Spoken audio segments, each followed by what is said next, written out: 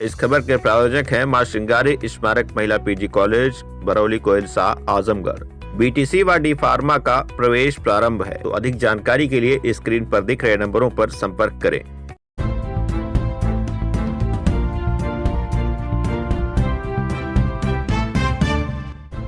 नमस्कार, आप देख रहे हैं तेज न्यूज। मैं हूं आपके साथ विनोद राजभर। आइए शुरू करते हैं खबरों का सिलसिला।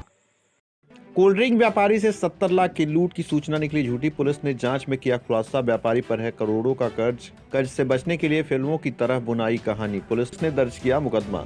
आजमगढ़ जिले के देवगांव कोतवाली क्षेत्र स्थित रुद्रपुर चेरवा के शिव शक्ति इंटरप्राइजेस का व्यापारी शिव कुमार से 70 लाख रुपए की घटना की सूचना झूठी निकली है।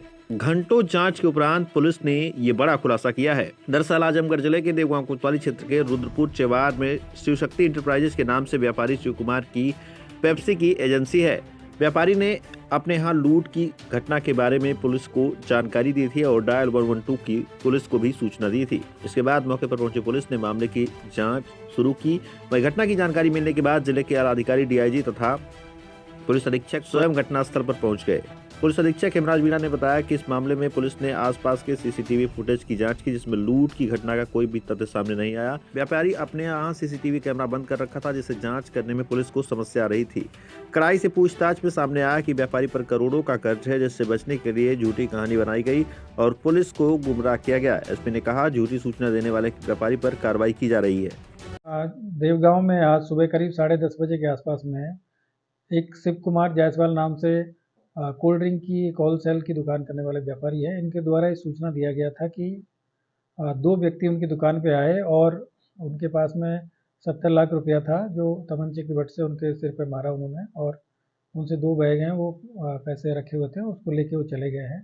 इसी पर तत्काल थाना प्रभारी और सभी अधिकारियों के द्वारा घटनास्थल का निरीक्षण किया गया और वहाँ पे लगे सीसीटीवी और आसपास की जो दुकानों के सीसीटीवी वो चेक किए गए और उनसे डिटेल में जो पूछताछ की गई तो घटना संदिग्ध प्रतीत हो रही थी और जो पैसे का जो सोर्स था वो सही तरीके से बता नहीं पा रहे थे। इसी पे हम लोगों ने विस्तृत पूछताछ की गई।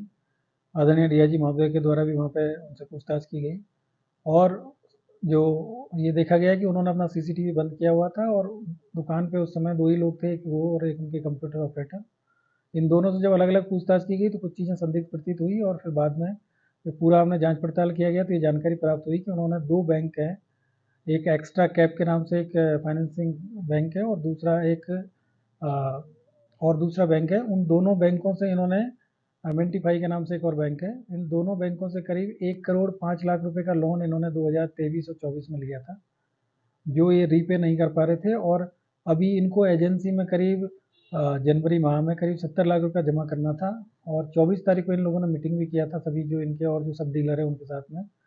तो इनको करीब 70 लाख रुपए का इन्होंने उस दिन डिसाइड हुआ था कि इस मंडे को जमा करना है और आज जब इनके पास में पैसे नहीं थे तो इन्होंने फिर इस तरीके से प्लान करके ये झूठी एक सूचना दी है।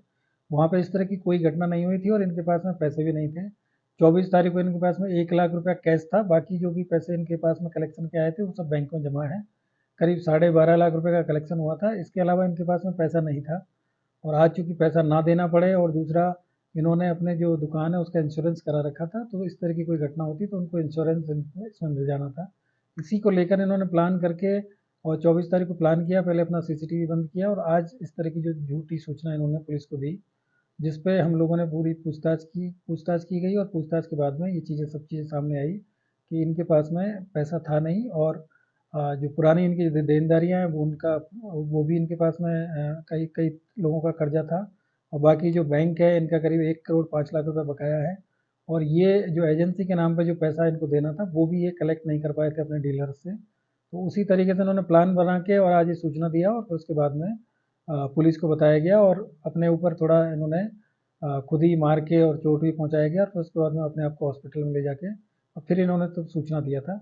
तो ये अभी इनसे सारी चीज़ें जब इनसे पूछताछ की गई तो इन्होंने इस चीज़ को स्वीकार किया है कि इन्होंने अपने व्यापार में घाटा जाने की वजह से और तमाम समस्याओं को लेकर इस तरह का प्लान करके एक झूठी सूचना दी थी। इसमें विधिक कार्रवाई की जा रही है और बाकी जो तथ्य हैं उनके आधार पर इसमें आगे की कार्रवाई की जाएगी। जिस तरह से पुलिस को गुमराह किए रहे, काफ़ी झूठी सूचना 112 तक भी थी, इसमें महिला स्टाफ भी थी, उसका भी रोल था। तो पुलिस के लिए कितना चाहिए था और कैसे पुलिस को कामयाबी मिली इस पे?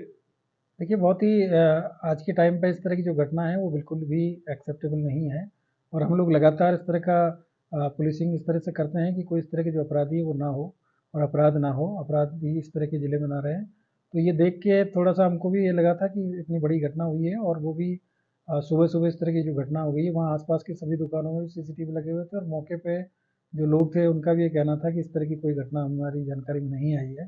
तो इन लोगों ने जो पूरा प्लान किया था 24 तारीख को इन्होंने शाम को कैमरा अपना बंद कर दिया था, उसका प्लग इन्होंने निकाल दिया था और ये बताया था कि कैमरा हमारे कई दिनों से ख़राब है। उसको भी जब चेक किया गया तो जानकारी मिली थी कि इनके द्वारा ही उसको बंद किया गया था और बाकी इनके जो आम शोहरत है वैसे ठीक थी, लेकिन जो व्यापार में इनको काफ़ी दिनों से घाटा चल रहा था, तो उसी की पूर्ति करने के चक्कर में इन्होंने इस तरह की चीज़ें प्लान करी है। इस तरह की चीज़ें बिल्कुल नहीं होनी चाहिए। पूर्व में भी इस तरह की कई घटनाएँ हुई हैं, उन लोगों के खिलाफ भी कार्रवाई हुई है और इससे न केवल हम लोगों का काम बढ़ता है बल्कि एक तरीके से प्रदेश की कानून व्यवस्था है उस पर भी प्रश्न चिन्ह उठता है। तो ऐसे ऐसे लोगों के खिलाफ सख्त सख्त इसमें कार्रवाई हम लोग करेंगे।